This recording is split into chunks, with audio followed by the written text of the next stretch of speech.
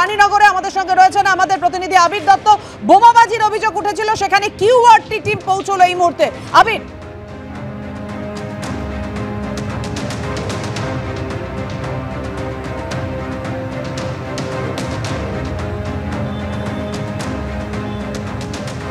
Quick response teams ইতিমধ্যেই পৌঁছেছে, আপনারা দেখতে পাচ্ছেন। কারণ কিছুক্ষণ আগে বোমাবাজির অভিযোগ উঠেছিল রানীনগরে।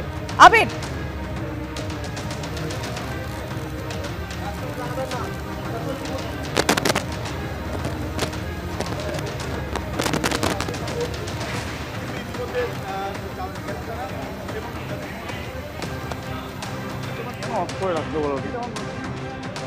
এখানে ৮ নম্বর ওয়ার্ড ইংলিশ বাজার পুরসভা, এখানে এসে বিজেপি প্রার্থী শিরূপা মিত্র চৌধুরী যেটা অভিযোগ করছেন যে এখানে ৮ নম্বর ওয়ার্ডের কাউন্সিলর কাকলি চৌধুরী এবং কৃষ্ণনারায়ণ চৌধুরী এরা দলবল নিয়ে ভোট প্রভাবিত করছেন, ১০০ মিটারের মধ্যে দাঁড়িয়ে আছেন। আমি প্রথমেই শিরূপাদির থেকে জিজ্ঞেস করবো, শিরূপাদি নির্দিষ্টভাবে আপনার অভিযোগটা এখানে।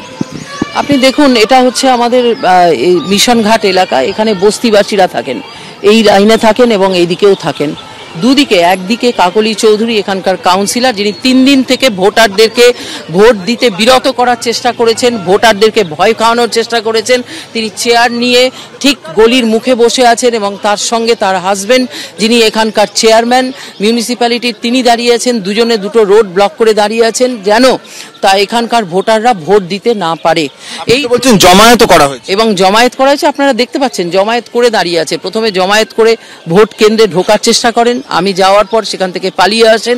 তারপরে ভোটারদের মাঝে ঠিক রাস্তা ব্লক করে দাঁড়িয়ে আছে যেন ভোটাররা ভোট দিতে যেতে না পারেন। পাল্টা অভিযোগ জানাচ্ছেন কৃষ্ণনারায়ণ চৌধুরীও, তার যেটা বক্তব্য, উল্টে এক একটি বুথে অতিরিক্ত সময় দিয়ে ভোট প্রভাবিত করছেন প্রার্থী। আপনাদের কি অভিযোগ? প্রার্থী বলছেন যে আপনারা এখানে জমায়েত করছেন, ভোটারদের প্রভাবিত করছেন। একটা ভোটার বলুক যে আমরা তাকে প্রভাবিত করছি বা ভয় দেখাচ্ছি কিছু। আমার এলাকায় বাড়ি, আমি থাকতে পারি না?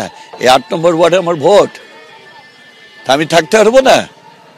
এটা কোন ধরনের নিয়ম? আমি তো এখানে দলবল নিয়ে আসেনি, উনি তো দলবল নিয়ে ঘুরছেন। উনি স্টেশনের মধ্যে ঢুকে যাচ্ছেন। পোলিং, আমিও তো ক্যান্ডিডেট ছিলাম, কোনোদিন পোলিং স্টেশনের ভিতর থাকতে পারে না। উনি বারে বারে দেখছেন, উনি থাকছেন, প্রভোগ করছেন, উনি ক্যাওটিক একটা সিচুয়েশন করছে, গন্ডগোল করার চেষ্টা করছে। আমাদের ছেলেরা কখনো পা দিবে না, এটা ওনার নেচার এটা। আর ওনার কি হচ্ছে, আজকে লোকে দেখতে পাচ্ছে, এতদিন ও এমএলএ ছিলেন দেখতে পাননি, 19 সালে এমপিতে দাঁড়িয়েছেন, তারপরে দেখতে পাচ্ছেন না।